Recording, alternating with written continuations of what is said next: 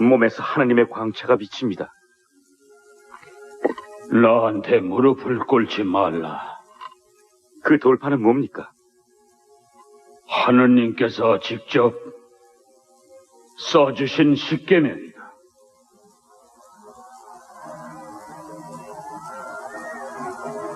저 밑에서 싸우는 소리가 들립니다. 싸우는 소리가 아니라 노래하고 분탕질하는 소리다.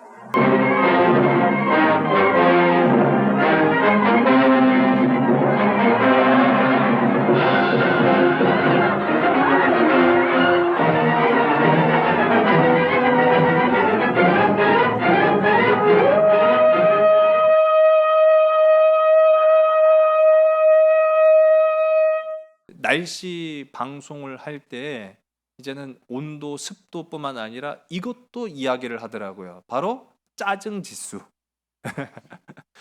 더우면 진짜 짜증 나죠. 예, 막 화가 안 날 수가 없어요. 성인군자도 더위 앞에서는 장사 없다. 뭐 그런 얘기도 있는데 우리가 뭐 더워서만 짜증 나겠습니까? 세상에 짜증 나고 화날 일들이 뭐 어디 한두 가지여야 말이죠.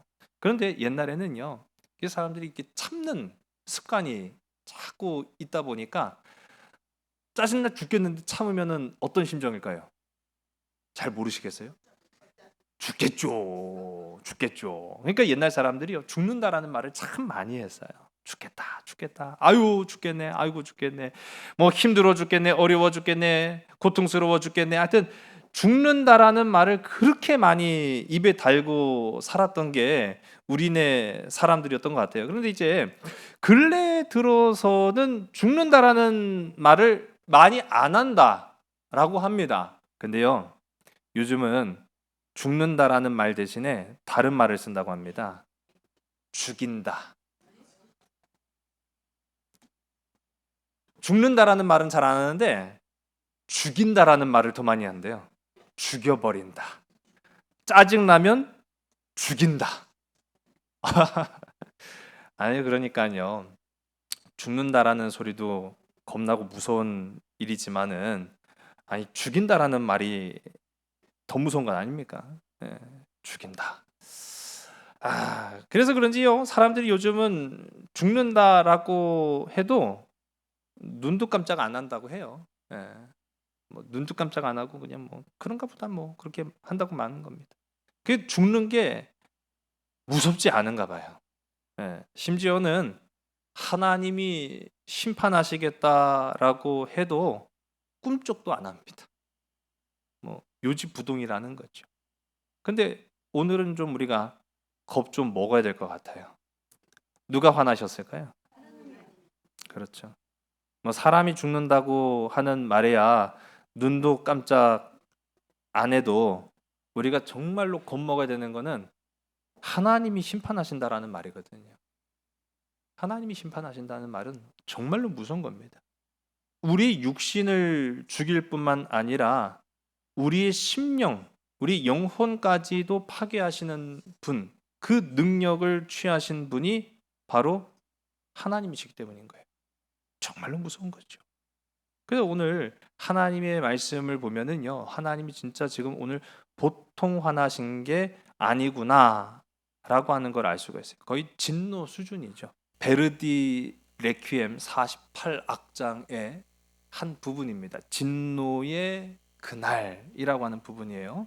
우리나라 유명한 그 정명훈 지휘자가 지휘하는 KBS 교향악단이 연주한 그런 부분이거든요. 한번 보도록 하겠습니다.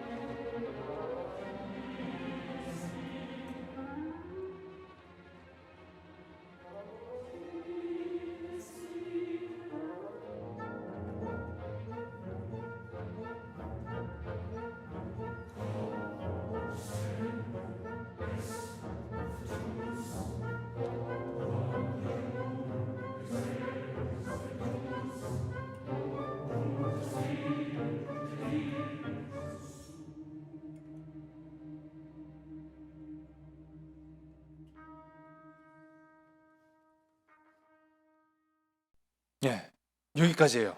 이거 별거 아닌 것 같죠? 근데 이거 제가 되게 중요한 거라서 보여드리려고 한 거거든요. 이게 현장감이 있으면은 이게 좀 더 이렇게 이게 확실하게 딱 와닿을 텐데, 가사 들어보셨어요? 이게 다 여기에서 나오는 이 베르디의 레퀴엠 48악장이 다 라틴어로 진행이 되는데, DS 1에 분노의 그날이 지금 왔다라고 이야기합니다. 그럼 그 분노의 날이 어떤 날일까요? 우리가 심판받는 날이거든요.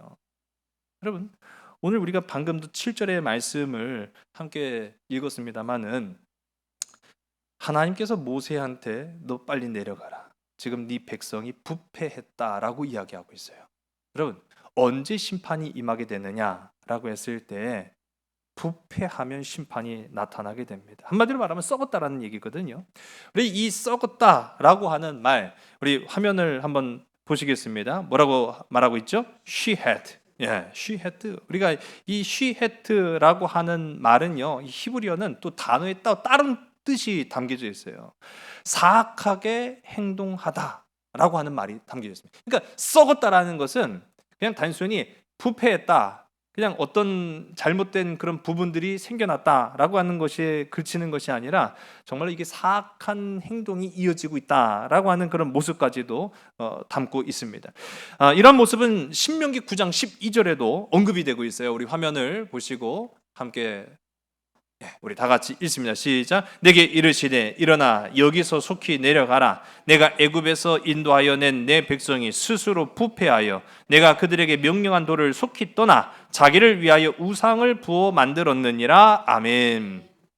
지금 신명기 9장 12절의 말씀은요, 오늘 우리가 함께 읽은 출애굽기 32장 7절의 말씀과 같은 본문이에요. 같은 상황이에요. 같은 내용이에요. 그런데 7절에 오늘 우리가 함께 읽은 이 본문의 말씀에서는 하나님께서 단순히 모세한테 너 빨리 내려가라, 네 백성에게로 돌아가라. 근데 그 백성이 어떤 상태냐? 부패한 상태다 라고 이야기하고 있어요. 그런데 이 똑같은 상황을 신명기 9장 12절은 뭐라고 표현하느냐라고 하면은 스스로 부패해졌다 라고 이야기한 거예요.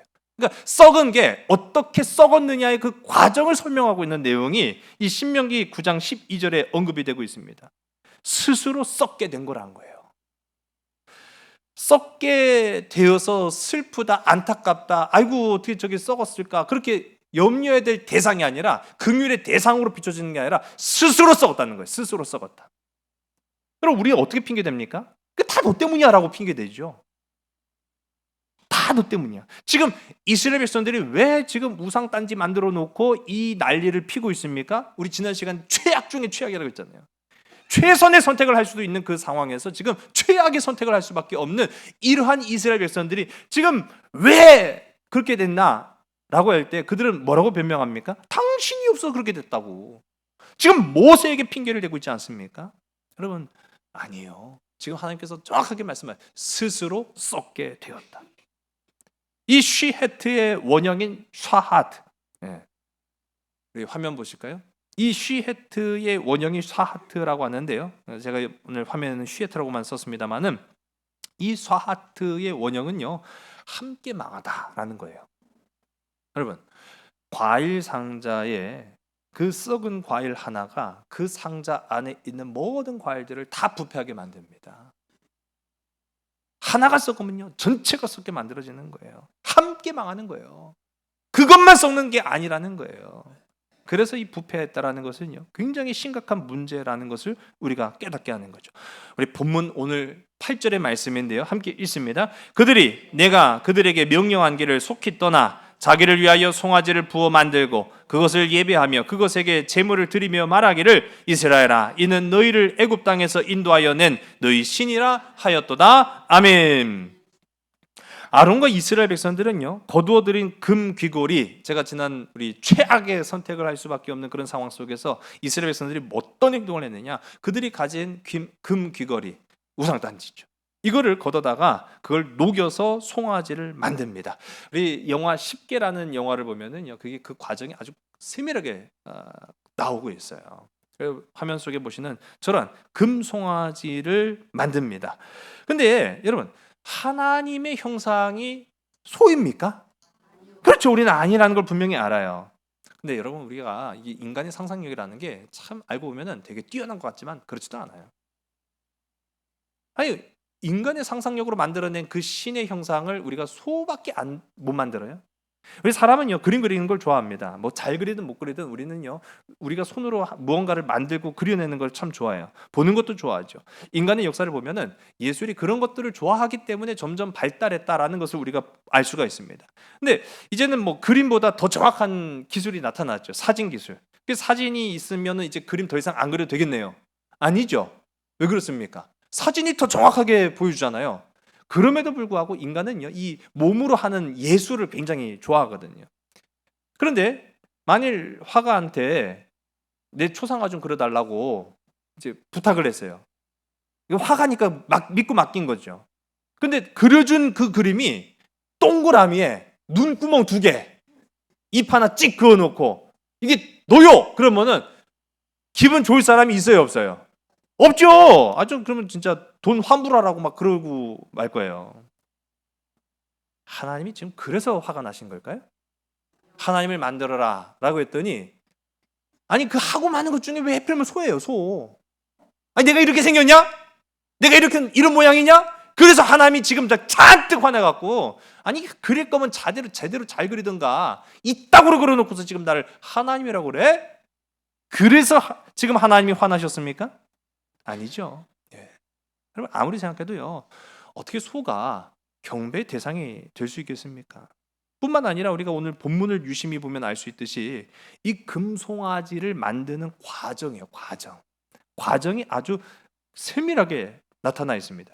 하나님께서 성막을 제작할 때에도 그 속의 부속물들까지 어떻게 만드느냐라고 하는 부분들을 우리 지난 시간 성막을 함께 살펴보면 쭉 나왔잖아요. 여러분 금촉 이 7등잔 때 뭐 언약궤 다 어떻게 금을 이용해서 어떻게 만듭니까? 녹여서 만들죠. 왜 침묵하십니까? 녹이지 않아요. 단 한 군데도 우리가 잘 보시면은요, 이 하나님이 제작하라고 하신 것들은 녹여서 만들라고 말씀하지 않으셨어요. 심지어는 이 7등잔대를 만드는 과정 속에서도 그걸 쳐서 만들어라 라고 말씀하십니다. 물론 쳐서 만드는 것도 힘들지만은요, 여러분 녹여서 어떠한 형상을 만들기 위해서는 상당히 많은 과정들이 필요합니다. 근데 그거를 이 이스라엘 사람들이 못 만드는 게 아니에요. 날마다 그걸 만들어 왔어요. 어디에서? 애굽에서. 날마다 그걸 만들어 왔기 때문에 그들은요, 뭘 만들려고 하면은 만드는 데 귀재예요. 근데 하나님이 명령하신 대로 쳐서 만드는 거는 상당한 기술이 필요하거든요. 근데 그에 비해서 녹여서 만든다, 뭐 힘든 걸로 따지면 똑같지만은 그 과정 자체가 다릅니다. 이 과정은요, 일단 녹이기 위해서는 거푸집을 먼저 만들어야 돼요.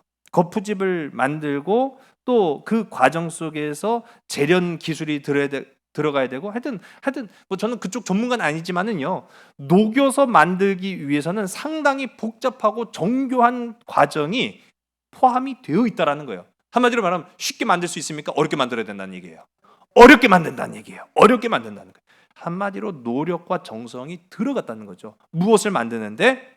이 금송아지를 만드는데 엄청난 노력과 정성이 들어갔다라고 이야기를 합니다. 우리 화면에 보시면은요, 이 또 다른 편에 금을 섬기는 그런 모습이 보이죠. 고대 근동에는 이 송아지를 소를 신으로 섬겨왔다라고 하는 거죠. 출애굽기 32장 24절의 말씀을 우리 화면과 함께 읽습니다. 시작. 내가 그들에게 이르기를 금이 있는 자는 빼내라 한즉 그들이 그것을 내게로 가져왔기로 내가 불에 던졌더니 이 송아지가 나왔나이다. 아멘. 지금 이게 화가 단단히 난 하나님이 모세를 통해서 이게 무슨 일이냐라고 했을 때 했던 아론의 변명이었어요. 네, 9절의 말씀이네요. 9절의 말씀인데 24절의 말씀. 네. 24절의 말씀을 보면은 하나님께서 단단히 뿔이 나셨거든요. 네, 24절의 말씀. 여러분 이게 무슨 말이겠습니까? 금을 불에다가 던졌더니 송아지가 뿅 하고 나왔어요. 그 말인 거예요. 뭐 말도 안 되는 변명을 하고 지금 자빠져 있는 거죠. 여러분, 하나님이 분명 소는 아닐 텐데, 그리고 이스라엘 백성들도 그렇게 생각하진 않았을 텐데, 그 왜 그랬느냐? 고대 근동 시대에는 소를 섬겼거든요. 소를 섬겼습니다. 이 소가 주는 리더십, 힘, 넘치는 에너지, 그리고 다산의 상징, 이거는요 많은 사람들에게 신으로 섬겨도 된다라고 생각하기에 충분한 것들이었습니다. 여러분, 아직까지도 소를 신으로 섬기는 나라가 있죠? 어디입니까? 인도죠. 인도. 예, 인도는 아직도 소를 신으로 섬깁니다. 뭐 힌두교의 영향도 있다, 뭐 그렇게 하는데, 근데 이 소가요 얼마나 많은지, 문제는요 이 신으로 여겨지는 소들이 너무 많아가지고 교통 체증을 일으켜요. 예, 소가 막 지나가면은 뭐 길이 막혀갖고 오도 가도 못하는 그런 상황이 되는 거죠. 거리를 떠돌아다니는 소가 무려 1억 마리가 넘는다고 합니다. 1억 마리가 거리를 떠돌아다니는 거죠.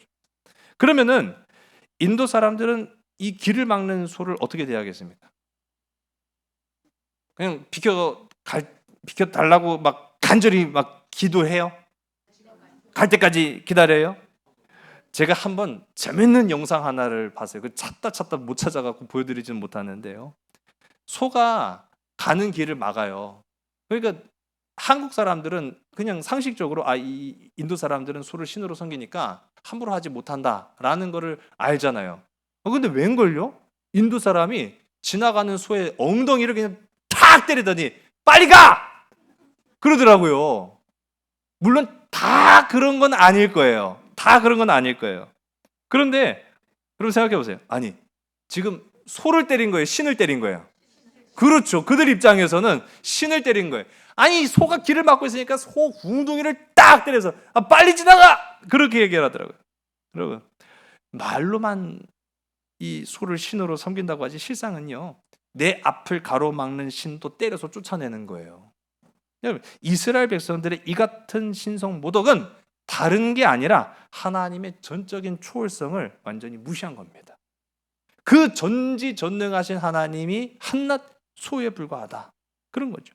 우리 9절의 말씀을요 우리 함께 읽습니다. 시작. 여호와께서 또 모세에게 이르시되 내가 이 백성을 보니 목이 뻣뻣한 백성이로다. 아멘. 우리 지난 시간에 이스라엘 백성들이 모세가 없을 때 불평하면서 모세를 부른 호칭이 있습니다. 이 인간 모세, 그렇게 부른 거예요. 이 인간 모세. 뭐 우리식으로 그렇게 되는 거죠. 아무리 마음에 안 들어도요 사실 우리가 그렇습니다. 뭐 민주주의 사회는 대통령이나 뭐 왕이나 뭐 다 욕할 수 있다, 뭐 그렇게 할 수는 있지만은요, 근데 아무리 마음에 들지 않아도 우리가 리더십을 함부로 부르는 것은 옳지 않아요. 제가 대학에서 이야기 토론을 하다가 그런 주제가 나와서 한번 이야기했어요. 내가 뽑지 않는 대통령이라고, 내가 지지하지 않는 대통령이라고 대통령 자도 빼고 그 자식, 그 새끼, 그렇게 하면서 이름을 부르는 것이 과연 옳습니까? 아니요, 성경은 그렇게 말하지 않습니다. 세워진 권위를 함부로 부르는 것은 그 자신을 추하게 만든다라고 이야기하죠. 여러분, 모세를 비아냥거린 이스라엘 백성들한테 하나님이 반박하듯이 이스라엘 백성들을 뭐라고 부르느냐? 이 백성이라고 불러요. 더 나아가서 오늘 우리가 함께 읽은 9절의 말씀 보니까 이 백성이 목이 뻣뻣한 인간들이다, 그렇게 이야기해요. 우리 화면 보시면은요 핫제함이라고 하거든요. 이 백성, 그렇게 부르는 표현입니다. 제가 고등학교 올라가서 미용실을 처음 갔어요. 그동안 어떻게 했냐고요? 집에서 깎았습니다. 제가 중학교 다닐 때까지만 하더라도 집에서 머리를 깎았어요. 고등학교 올라가서 처음 미용실 갔어요. 어떤 얘기를 처음 들은 줄 아세요? 아이고 학생, 두발 단속됐구나. 머리가 아주 엉망이네. 집에서 깎았거든요.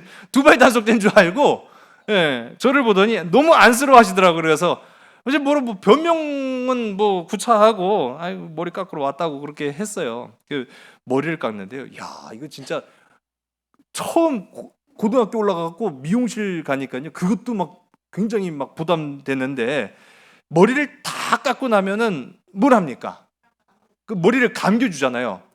저는요 이발소는 어렸을 적에 갔거든요. 이발소 가면은 제가 전에도 말씀드렸죠. 이리 와 그래가지고 뭐 목더미를 팍 잡더니 세면대 앞에다가 그냥 막 꺾어진 그 송아지 모가지를 댄 것 마냥 이렇게 딱 대고 막 뭐 촥촥촥촥 수건으로 탁. 제가 그걸 기억했거든요. 미용실은 다르대요. 이리 오세요. 따라갔죠. 따라갔더니 누우세요. 내가 아는 바로는 엎드려야 되거든요.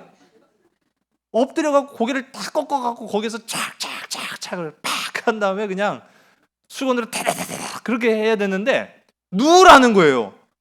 너무너무 당황스러운 거예요. 이거 어떻게 누워야 되나. 근데 그때 해필이면 또 손님도 없었어요. 손님도. 저밖에 없어요. 그러니까 누우라는데 말귀를 못 알아듣는 애가 돼버린 거죠. 누우라니까요. 그래서 보더니 안락한 의자가 하나 있더라고요. 그래갖고 이걸 엎드려서 누우라는 얘기인가 했더니 아니 하늘을 쳐다보고 누우라는 거예요. 방식이 달라져 너무 달라진 거죠. 그래갖고 어정쩡하게 누웠죠. 누웠더니 이게 머리가 이렇게 세면대로 이렇게 되어 있지 않습니까? 거기서 머리를 감는데 이게 얼마나 부담스럽고 긴장되든지 목에 힘이 바짝 들어간 거예요. 그러니까 이 아주머니였던지 아까처럼 제 기억도 안 나요. 그분이 짜증을 막 내더라고요. 좀 하는데 그게 뭔 말이에요?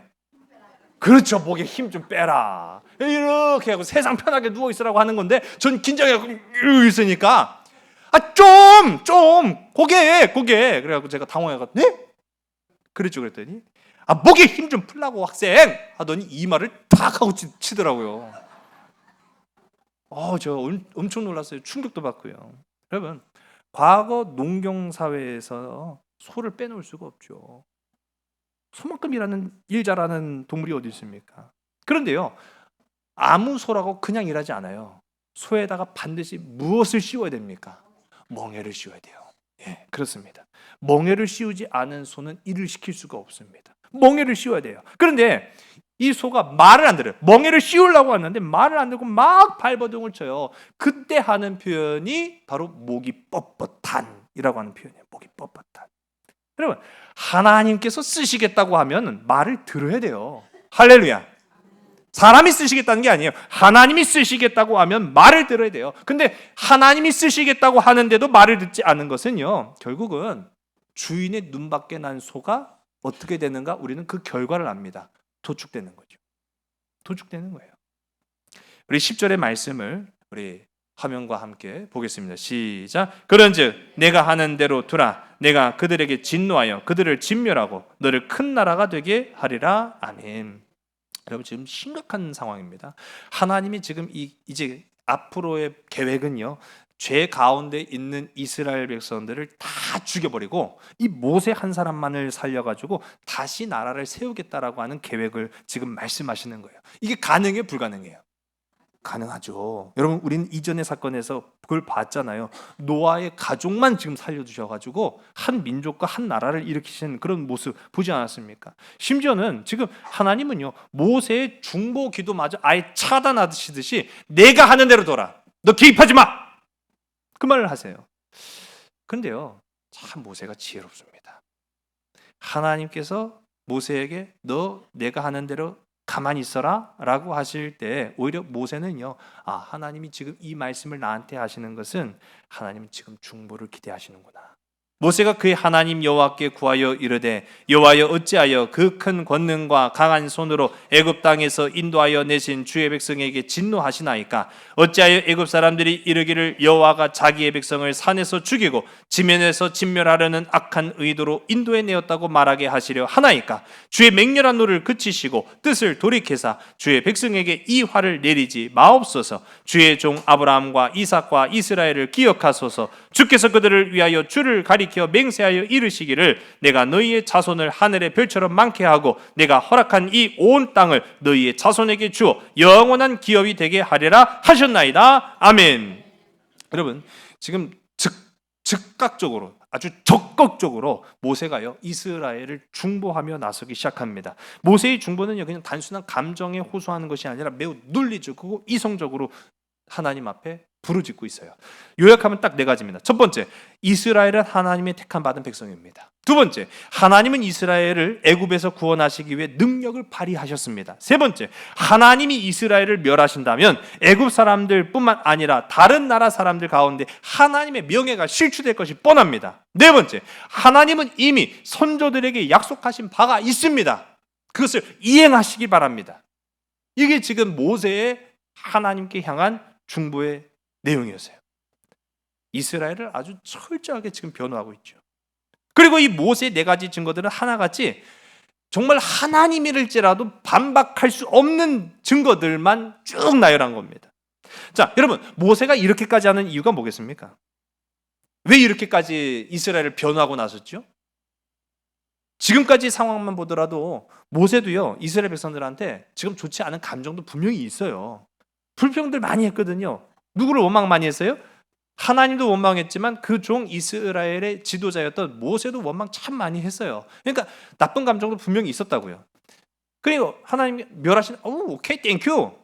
아니 뭐 내가 안 그래도 좀 마음에 안 드는 그 자식들이 있었는데 이 목이 뻣뻣한 인간들 그냥 한 칼에 그냥 다 도축하여 주시옵소서. 그럴 수도 있잖아요. 근데 그게 아니라 도리어 지금 모세는요, 한 명만이라도 살려주세요, 그게 아니죠. 이 민족을 멸하지 마시옵소서. 여러분, 모세가 이렇게까지 하는 이유는 분명합니다. 한번 따라, 모세는 중보자였다. 네. 여러분, 모세는 중보자였어요. 그럼 이스라엘은 지도자 참 잘 만난 거예요. 잘 만난 거예요. 좋은 중보자를 만났다는 것은 큰 은혜입니다. 오늘 우리가 함께 읽은 말씀 14절의 말씀이죠. 함께 읽습니다. 여호와께서 뜻을 돌이키사 말씀하신 화를 그 백성에게 내리지 아니하시니라. 아멘. 하나님께서요, 이 모세의 중보 기도를 들으시고 이스라엘을 멸하지 않겠다고 약속하십니다. 출애굽기 32장엔 두 번의 이제 중보 기도가 언급이 돼요. 또 이제 다음 시간에 또 모세의 중보 기도를 또 한번 살펴봅니다. 근데 오늘은 우리가 첫 번째 중보 기도를 본 거예요. 첫 번째 중보 기도의 내용은요, 이스라엘을 파괴하시겠다는 하나님의 의지를 돌이키기 위한 중보였고요. 두 번째, 이 모세가 또 중보를 합니다. 30절부터 34절까지 모세가 또 중보를 하는데, 이때의 중보는 하나님의 백성들에 대한 용서를 얻기 위한 중보가 또다시 나오게 돼요. 자, 일단 모세는요, 하나님이 모세에게 이스라엘을 지워버리시고 그의 후손들만 가지고 나라를 만드시겠다라고 말씀하실 때 사실 큰 충격받았어요. 놀란 거예요. 우리는 여기서 이 모세가 이스라엘에 대한 사랑, 그리고 이스라엘에 대한 열정, 그가 어떤 사명감을 가지고 있는지를 명확하게 알게 됩니다. 우리가 이 오늘 본문의 말씀을 쭉 읽어보면 모세가 두 번이나 어찌하여, 하나님 어찌하여 라고 기도를 하고 있어요. 여러분, 어찌하여, 얼마나 절박했는가라는 것을 마치 내 일처럼 여기며 생각하며 하나님 앞에 기도했다라는 것을 우리가 알 수 있는 대목이에요. 여러분, 이제 이 말씀을요, 여러분의 삶 속에 한번 적용해 보시기 바랍니다. 진노의 날이 임합니다. 이 땅 가운데도 진노가 임할 수 있고요, 우리 개인에게도 진노의 날이 임할 수 있고요, 그 진노의 날은 아무도 피해갈 수가 없습니다. 하나님의 그 심판은 그 누구도 피해갈 수가 없습니다. 그러나 성경은 말합니다. 하나님의 진노의 날에도 우리는 감사한다. 감사한다. 바꿔 말하면요, 그 진노가, 그 심판이 우리를 비껴갔다는 게 아니에요. 진노가 임하였지만, 심판이 임했지만 우리는 죽지 않을 수 있다는 거예요. 안심하라는 거죠. 한번 다 같이 한번 따라해보세요. 참 다행입니다. 참 다행입니다. 예수님이 나의 중보자라서. 할렐루야. 여러분, 우린 다 죽는다고 아까 제가 말씀드렸잖아요. 그럼 두려워하지 않을 이유가 무엇입니까? 우린 다 심판대 앞에 선다고 말씀드렸잖아요. 그러나 두려워하지 않을 이유가 뭡니까? 우리 중보자가 되신 예수 그리스도께서 계시기 때문에, 주님이 나를 중보하시기 때문에 우리는 심판 날에 안심할 수가 있습니다. 아브라함보다 더 높으신, 모세보다 더 뛰어나신 예수 그리스도께서 우리의 생명의 중보자가 되시기 때문에 우리는 하나님의 진노의 날에도 감사할 수 있으며 심판의 날에도 안심할 수 있다는 거예요. 여러분, 이와 반대로 모세는 그런 중보적 역할을 감당했어요. 아론은 어떻습니까? 아론은요, 죄송한 말씀이지만 중보자로서는 실패했어요. 중보자로서는 아주 큰 결격 사유가 오늘 우리가 함께 읽은 말씀에도 나타나죠. 변명했어요.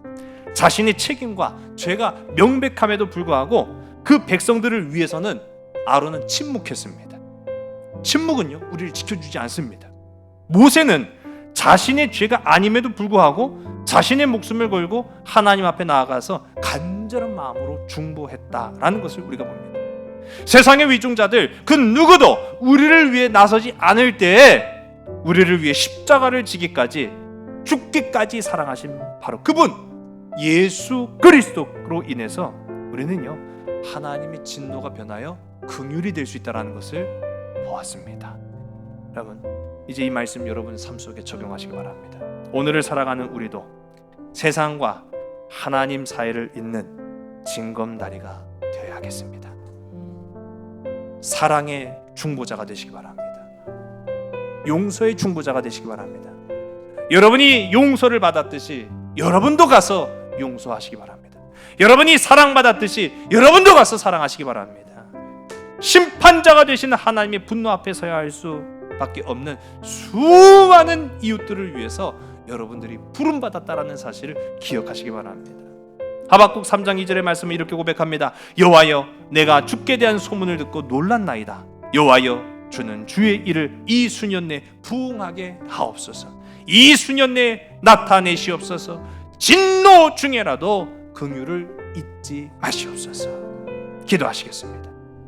하나님, 진노의 날, 분노의 그날, 하나님이 심판하시는 날, 그 누구도 이 진노의 죽음을 피해갈 방법이 없습니다. 그러나 오늘 이 시간 이스라엘이 멸망의 위기 가운데 놓였을 때 하나님께서 택하여 세우신 모세, 중보자가 된 그 모세를 통하여 뜻을 돌이키신 모습을 우리가 봅니다. 그러나 모세보다 더 위대하신, 아브라함보다 더 뛰어나신 중보자가 우리에게 주어졌으니 바로 예수 그리스도, 예수 그리스도의 보혈의 피로 말미암아 우리가 죄를 사함 받았고 우리가 진노의 칼날 가운데 쓰러질 수밖에 없을 바로 그 순간 하나님께서 품어주실 수밖에 없었던 그 긍휼, 오늘 이 시간 우리가 기억합니다. 세상을 향해 나아가 우리 또한 사랑의 징검다리가 되게 하여 주시옵소서. 용서의 징검다리가 되게 하여 주시옵소서. 은혜의 징검다리가 되게 하여 주시옵소서. 말씀의 징검다리가 되게 인도하여 주시옵소서. 그래서 썩어져가는, 스스로 썩어져 모두가 다 망할 수밖에 없는 세상을 하나님의 긍휼하심과 사랑으로 다시 회복해 되는 믿음의 일꾼들이 될 수 있도록 인도하여 주시옵소서. 모든 것을 주께 온전히 의탁하오며 참 사랑 되시는 나사렛 예수 그리스도의 이름으로 감사하며 간절히 기도드렸사옵나이다. 아멘.